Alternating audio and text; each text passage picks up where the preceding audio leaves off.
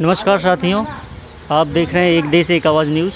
आज हम आए हुए हैं बिरला नगर सब्जी मंडी, जो कि बिरला नगर रेलवे स्टेशन भी है और ग्वालियर का स्टेशन का एक छोटा स्टेशन जो ग्वालियर स्टेशन के पहले पड़ता है, वहाँ पर स्थित है। हम आपको दिखाएंगे आज कि कुछ समाजसेवी और कुछ रिटायर्ड लोग भी हैं जो गरीब बच्चे या मज़दूर, जो कि आप देखते हैं कि बाहर से आते हैं और यहाँ रहते हैं और मज़दूरी करते हैं, जिनके जो झोपड़ी हैं उन्होंने यहाँ पे बना रखी है, आप देखेंगे अभी। और उनके बच्चों के लिए ना तो कोई शिक्षा की व्यवस्था है और ना ही कोई स्वास्थ्य की व्यवस्था। फिर भी कई ऐसे समाजसेवी लोग हैं जो इस पर काम कर रहे हैं और उन्हें शिक्षित करने का काम कर रहे हैं। हम उनसे आपको मिलाना चाहेंगे कि ऐसे लोग क्या उद्देश्य से और क्या उनका आगे विचार है कि ये बच्चे कैसे पढ़ पाएँ, उनसे जानेंगे। साथियों, आप देख सकते हैं यहाँ पर काफ़ी संख्या में मज़दूर रहते हैं और काफ़ी महिलाएं भी यहाँ इकट्ठी हुई हैं। उनके बच्चे जो हैं शाम को एक टाइम कुछ समाजसेवी लोग हैं और उनका ग्रुप है, वो लोग इन बच्चों को शिक्षित करते हैं। और आप देखेंगे यहाँ पे कई बच्चे जो कि यहाँ डेली रोज़ाना पढ़ाई कर रहे हैं और पूछेंगे जो लोग ये काम कर रहे हैं उनको शिक्षित करने का और क्या उनका योग। साथियों, जैसा कि हमने आपको बताया कि यहाँ पे कुछ मज़दूर परिवार, जो कि एक बिरला नगर का पुल है और जो ग्वालियर स्टेशन का भी एक उप स्टेशन पहले पड़ता है, वहाँ पे कई परिवार जो कि मज़दूर परिवार है, बाहर से आके यहाँ पे बसते हैं और मज़दूरी करते हैं दिन भर। और ऐसे में उनके बच्चे ना तो पढ़ पा रहे हैं, ना तो कुछ आगे की सोच पाते हैं।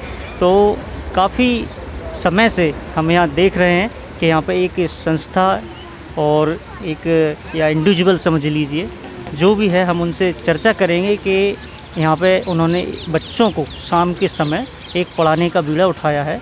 और काफ़ी आप देख रहे हैं यहाँ पे संख्या में बच्चे भी पढ़ने के लिए आते हैं और हमने बच्चों को देखा भी है कि वो कुछ लिख भी रहे हैं, वहाँ पे सीख भी रहे हैं। तो मैं सर सबसे पहले आपका नाम जानूँगा। सर, क्या नाम है आपका? मैं ओपी दीक्षित, सेवानिवृत्त व्याख्याता हूँ, जिला शिक्षा एवं प्रशिक्षण संस्थान ग्वालियर, अर्थात डाइट ग्वालियर। सर, मैं आपसे ये जानना चाहता हूँ कि जो आपने जो बच्चों के लिए निःशुल्क जो शिक्षा की व्यवस्था यहाँ पे उपलब्ध कराने की सोची है और ये कितने समय से चल रही है और क्या क्या मतलब इसमें आप बच्चों को सिखाते हैं? यह व्यवस्था वस्तुतः आज से 1 वर्ष पहले लगभग, मैं हरिशंकरपुरम में ग्वालियर में रहता हूँ। वहाँ रेलवे के किनारे विवेकानंद नीडम रेलवे क्रॉसिंग पर कुछ शहरिया जनजाति के बच्चे रहते थे, परिवार थे, साथ में उनके बच्चे थे।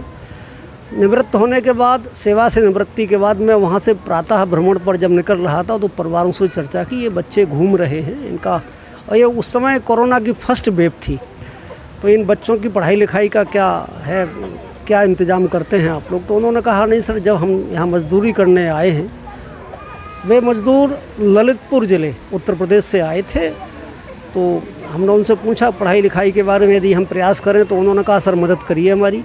तो वहीं रेलवे क्रॉसिंग पर विवेकानंद नीडम पर हमने एक कमरे पर दीवार पर बोर्ड बनाकर तो पढ़ाना शुरू कर दिया। तो आपकी कोई संस्था इसमें काम कर रही है कि आप?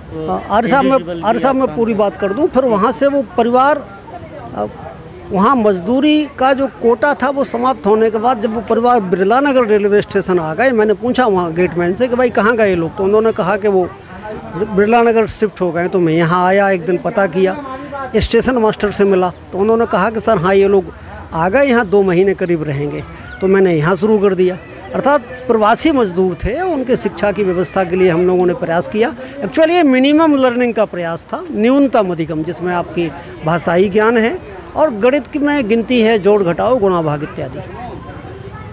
तो सर, मैं आपसे ये जानना चाह रहा था, आपकी कोई संस्था इसमें काम कर रही है कि आप अकेले अपने सहयोगी के साथ इस काम को अंजाम दे रहे हैं? हमारे साथ शहर के लगभग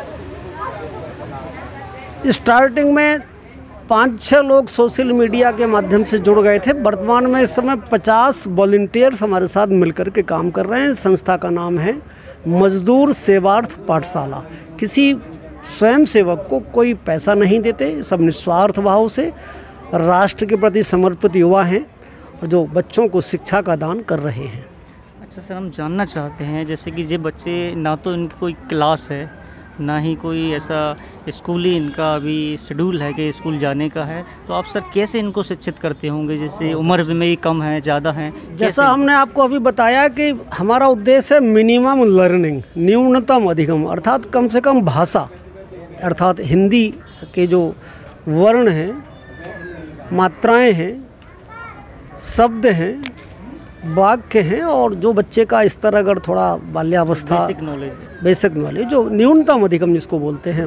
मैं गणित में व्याख्याता था और दूसरे विषय भी पढ़ाता था, तो उसके साइकोलॉजी में सब्जेक्ट होता है न्यूनतम अधिगम, कम से कम सीख सकें। तो भाषा और इसके साथ गणित में जो दैनिक जीवन की चीज़ें होती हैं, अर्थात गिनती है, जोड़ है, घटाव है, गुणा भाग है, उसका बेसिक नॉलेज करवा रहे हैं।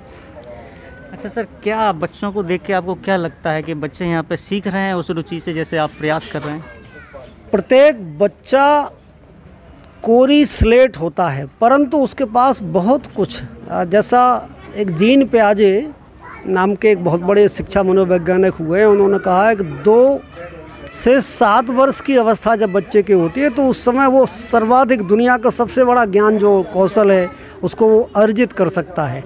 तो बच्चे के पास आईक्यू होता है, हर बच्चे का आईक्यू अलग अलग हो सकता है, उनका मेंटल लेवल अलग अलग होता है।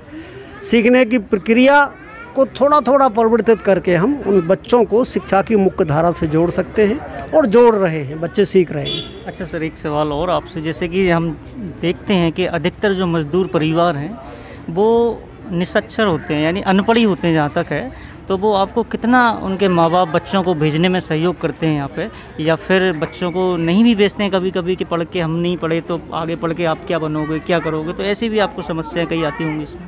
अवश्य, बहुत अच्छा प्रश्न है आपका।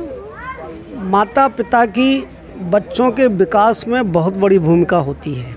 ये मज़दूर वर्ग के लोग हैं, प्रवासी मज़दूर हैं जो विभिन्न राज्यों और विभिन्न ज़िलों से यहाँ ग्वालियर में कुछ अवधि के लिए आए हैं।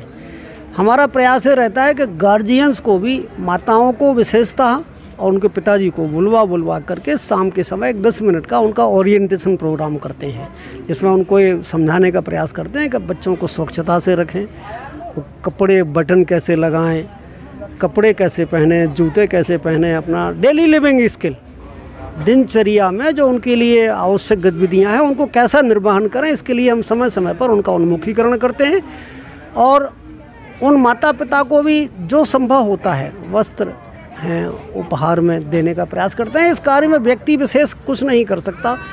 ग्वालियर की जनता, प्रबुद्ध वर्ग, समाजसेवी सभी बधाई के पात्र हैं। मैं तो इस राष्ट्र के प्रति, ऐसी प्रबुद्ध वर्ग के प्रति नमन करता हूं कि इन लोगों ने पिछले 1 वर्ष में हमारे साथ मिलकर के बहुत बड़ा काम किया है और बहुत बड़ा परिवर्तन हुआ है। लगभग 800 बच्चे इस समय हमारी 13 शिक्षण केंद्रों पर शिक्षा का अर्जन कर रहे हैं। तो अभी आपके जो प्रेजेंट में 13 अलग अलग जगह शिक्षण केंद्र चालू हैं अभी?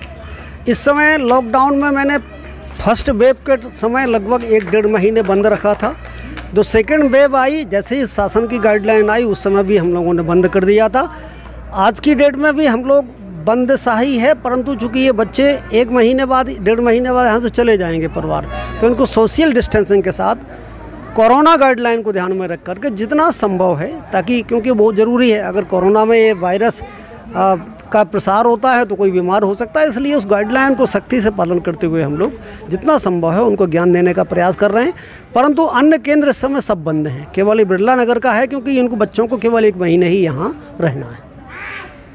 जैसा कि आपने देखा कि जो शिक्षण केंद्र है अभी बिरला नगर का पुल, यहाँ पे पुल है, आप देख सकते हैं बिरला नगर पुल जिसको बोलते हैं, उसके नीचे ये जो पटलियाँ हैं, पटलियों के साइड में आप लेफ़्ट हैंड पे आप देखेंगे झुग्गी बस्तियाँ पूरी लगी हुई हैं यहाँ पे, और उन्हीं के बच्चे ज़्यादातर यहाँ पर आते हैं पढ़ने के लिए। और सर का बहुत अच्छा प्रयास है एक जे कि जो लोग प्रवासी मज़दूर हैं अलग अलग जगह से, अलग अलग ज़िले से यहाँ पे आ रहे हैं, उनके बच्चे जो हैं कम से कम शिक्षित तो हों, बेसिक जो नॉलेज होती है इंग्लिश, हिंदी, मैथमेटिक्स वगैरह, तो उनकी एक प्रयास है सर का कि वो चीज़ें उन तक पहुँचें।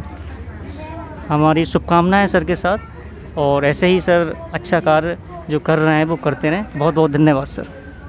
एक देश एक आवाज़ के सभी प्रतिनिधियों का, चैनल का हृदय से आभार। मीडिया वह साधन है जो अच्छे कार्यों को, सकारात्मकता को समाज में प्रचार प्रसार का काम करता है। इससे जो जन आंदोलन का रूप लेता है कार्य, उसमें आपकी बहुत बड़ी भूमिका है। हम आपके प्रति कृतज्ञता ज्ञापित करते हैं। धन्यवाद।